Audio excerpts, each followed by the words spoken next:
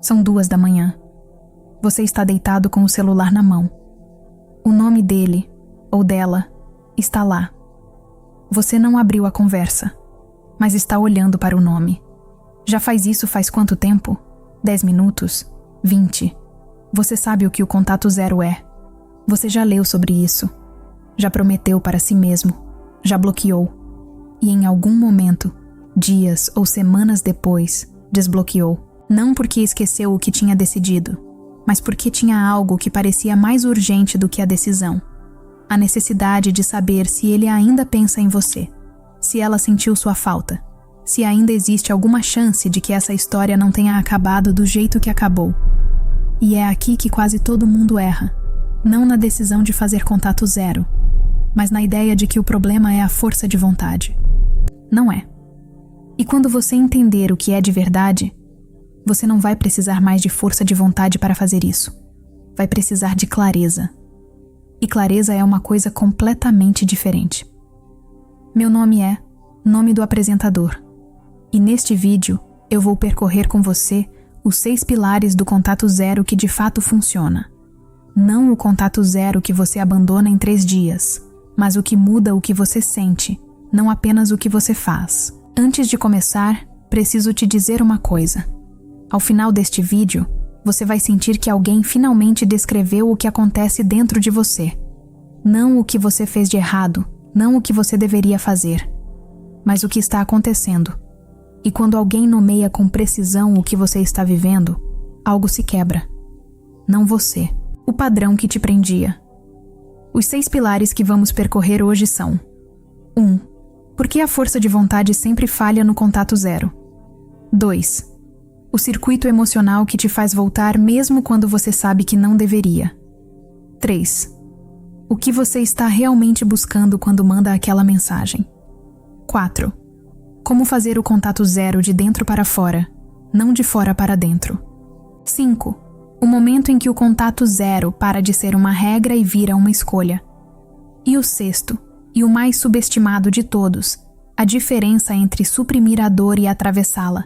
E porque só um deles te liberta de verdade.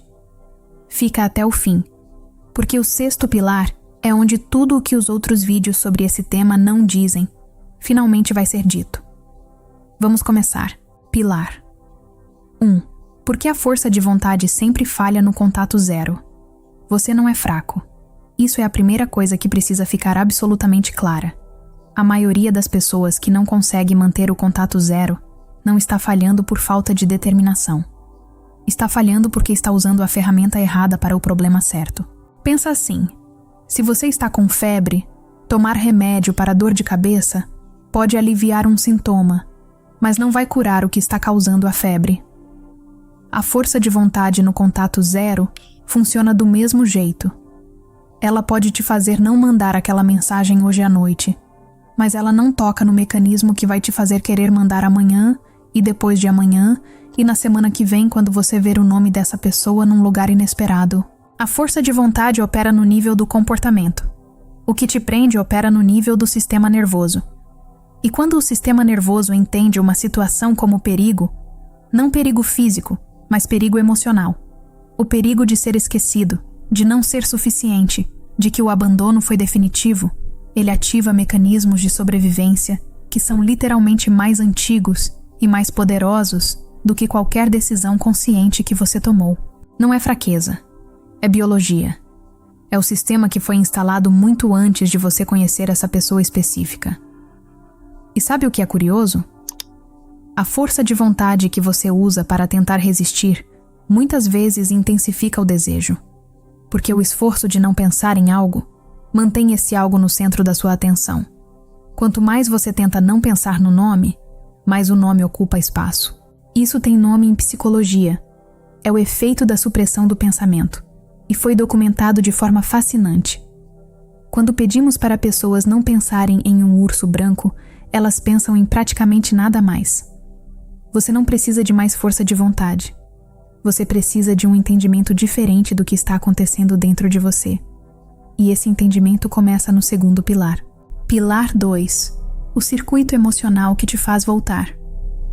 Há algo que ninguém explica sobre o apego. Ele não é sobre a pessoa. Eu preciso que você ouça isso com cuidado, porque parece cruel dito assim, mas é na verdade a coisa mais libertadora que existe sobre essa situação. O que você sente quando pensa em mandar aquela mensagem, quando verifica as redes sociais dele às 3 da manhã, quando fica imaginando se ela está pensando em você? Isso não é sobre ele, não é sobre ela. É sobre o que essa pessoa representa no sistema emocional que você carrega. Todo ser humano chega na vida adulta com um mapa emocional que foi desenhado na infância, que define o que é amor, o que é segurança, o que é perigo, o que é abandono. Esse mapa foi criado a partir das primeiras relações importantes da sua vida. Os adultos que estavam lá quando você era pequeno, o jeito que eles estavam presentes ou ausentes, o jeito que eles demonstravam afeto ou o retinham. E o que acontece na vida adulta é que a gente projeta esse mapa em relações novas, não conscientemente, não por escolha. O sistema nervoso procura padrões familiares porque familiar, mesmo quando doloroso, é seguro. Porque o sistema nervoso conhece como navegar o familiar. Então, quando essa relação acabou, ou quando está difícil, quando tem distância, quando tem ambiguidade, você não está apenas sentindo a perda dessa pessoa específica. Você está sentindo a reativação de algo muito mais antigo. Uma ferida que existia antes dela. Uma necessidade que aprendeu a não ser atendida muito antes de você saber o nome da pessoa que está hoje na sua cabeça às 2 da manhã. Isso não diminui o que você sente. A dor é real. A saudade é real. O amor pode ter sido completamente real. Mas quando você entende que parte do que te prende não é essa pessoa, é o que essa pessoa ativa em você, a pergunta deixa de ser: como eu faço para parar de pensar nele? E vira: o que dentro de mim está tão faminto que qualquer migalha parece refeição? E essa segunda pergunta tem resposta. E a resposta muda tudo. Pilar 3. O que você está realmente buscando quando manda aquela mensagem? Vou te fazer uma pergunta. E quero que você responda de verdade. Não para mim. Para você. Quando você imagina mandar aquela mensagem, o que você está esperando que aconteça? A maioria das pessoas, quando pensa honestamente, não está esperando que o relacionamento volte exatamente como era. Está esperando um sinal específico. Um sinal que diga: você importa. Você não foi esquecido. A sua existência fez diferença na vida dessa pessoa. E por que esse sinal importa tanto? Porque enquanto esse sinal não vem, ou enquanto você não consegue imaginar que ele vai vir de dentro, de você mesmo, existe uma parte sua que está esperando validação externa para se sentir suficiente. Isso não é fraqueza. É o resultado lógico de um sistema que aprendeu a medir seu valor pelo olhar do outro. A gente aprende isso cedo. Criança que recebe atenção quando faz algo certo, que recebe frieza quando decepciona, aprende rapidamente que o amor é condicional e que o valor é externo. Cresce acreditando que precisa de provas, vindas de fora, de que é amável. E o ex, ou a pessoa que te rejeitou, se torna o juiz final desse julgamento. Porque se ela voltar, se ele mandar uma mensagem, se ela sentir sua falta de verdade, então fica provado. Você tem valor. Você é suficiente. O problema é que nenhuma mensagem, nenhuma resposta, nenhuma volta vai satisfazer essa necessidade por mais do que algumas horas. Porque você está tentando resolver uma questão interna com uma solução externa. E isso é como beber água salgada quando se está com sede. No momento alivia, mas a sede volta mais intensa. O que você realmente precisa não está naquela conversa. Está em uma relação completamente diferente, com você mesmo. Pilar 4. Como fazer o contato zero de dentro para fora. A maioria das pessoas tenta fazer o contato zero assim. Bloqueia o número, deleta a conversa, desinstala o aplicativo, remove da rede social, pede para os amigos não falarem o nome. E aí, 3 semanas depois, acessa o perfil pelo computador de um amigo. Ou cria uma conta falsa só para ver, ou manda do número de outra pessoa. Não porque é louca, mas porque fez contato zero de fora para dentro. Mudou o comportamento sem mudar o estado interno que gerava o comportamento. É como fechar a janela de um quarto abafado sem ligar o ar-condicionado. A janela está fechada, mas o calor continua. O contato zero que funciona começa internamente. Começa com uma pergunta simples, mas raramente feita. O que eu preciso agora que estou buscando nessa pessoa? Às vezes é conexão. Às vezes é validação. Às vezes é distração da sua própria dor. Às vezes é simplesmente não ter que ficar com os próprios pensamentos num quarto silencioso. Quando você identifica o que está buscando, você pode começar a fornecer isso para si mesmo. Ou buscar em fontes que realmente podem dar. Um amigo que te ouve de verdade pode te dar conexão. Trabalho criativo pode te dar significado. Movimento físico pode mudar o estado do sistema nervoso de um jeito que nenhuma conversa consegue. Escrever o que sente sem enviar para ninguém pode te dar a validação de ser visto, porque você mesmo se vê. Não estou dizendo que é fácil. Estou dizendo que quando você começa a nutrir de dentro o que estava tentando buscar de fora, o desejo de contato vai diminuindo, não como supressão, como saciedade. E existe uma diferença enorme entre não mandar uma mensagem porque você está se segurando e não mandar uma mensagem porque você percebeu que não precisa mais da resposta dela para saber quem você é. O segundo é liberdade. O primeiro é só adiamento. Antes de continuar, preciso de você aqui. Se você já se viu buscando validação num lugar que você sabia que não ia encontrar, escreve nos comentários. Eu estava com sede e bebi água salgada. Não para mim, para a outra pessoa que está lendo os comentários agora, às 2 da manhã, e que precisa saber que não está sozinha nisso. Pilar 5. Quando o contato zero para de ser uma regra e vira uma escolha, tem um momento no processo de cura que é silencioso, que não tem marco externo, que às vezes você só percebe depois que já passou. É o momento em que você deixa de fazer contato zero porque deveria e começa a fazer porque quer. A diferença parece pequena, não é? Quando você faz contato zero porque deveria, existe um custo, existe resistência, existe a sensação de estar se privando de algo que quer, e privação cria desejo. Todo nutricionista sabe disso. A dieta restritiva cria compulsão. A mesma coisa vale para o coração. Mas quando algo muda internamente, quando você começa a entender o mecanismo que te prendia, quando começa a nutrir de dentro o que estava buscando de fora, quando começa a ver a dor não como inimiga, mas como informação, algo se transforma.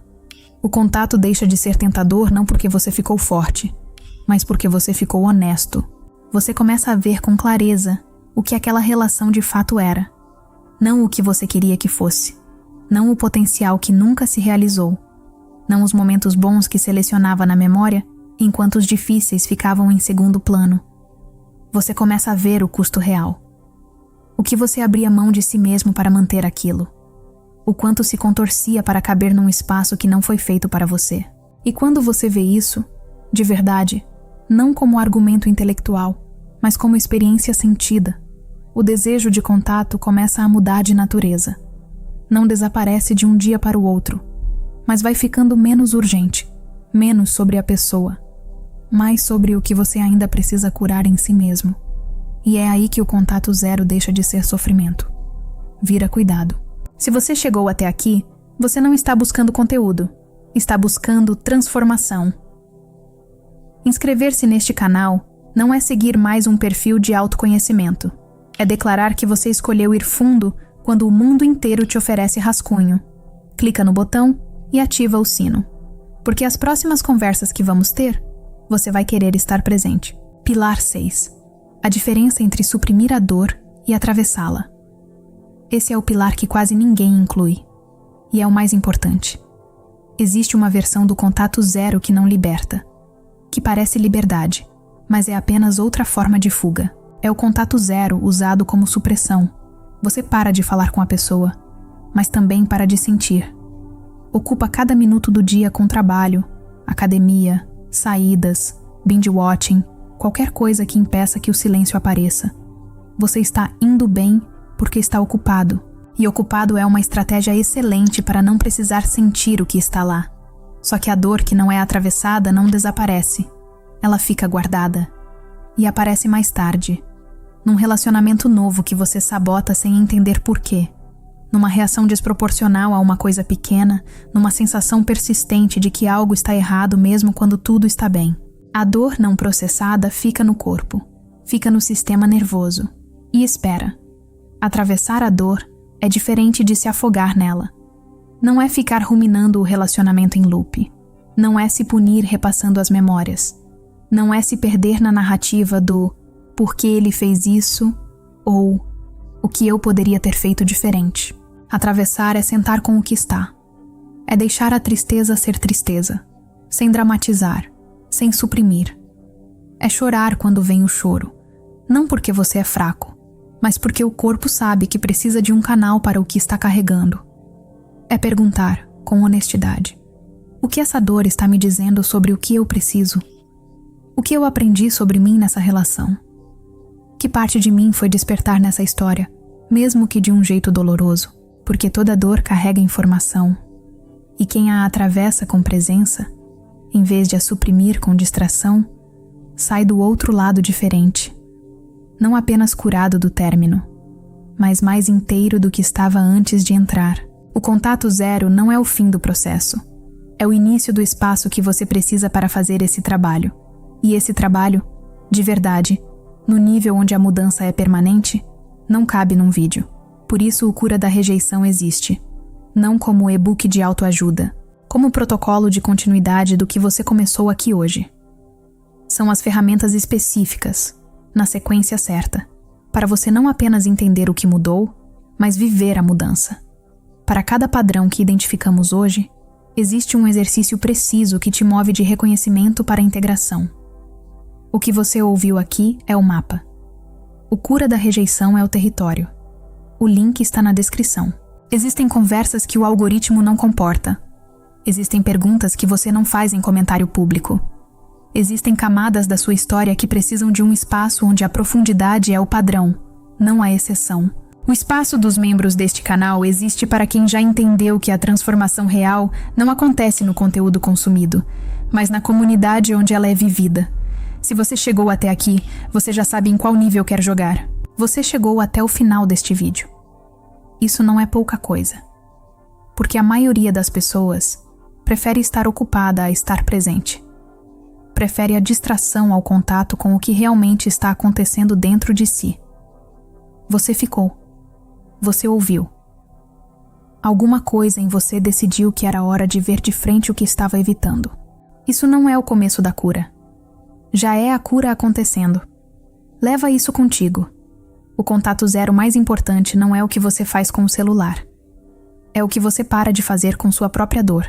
Parar de fugir dela e começar finalmente a atravessá-la. Você não precisa estar pronto. Você só precisa estar disposto. E se você está aqui, você já está.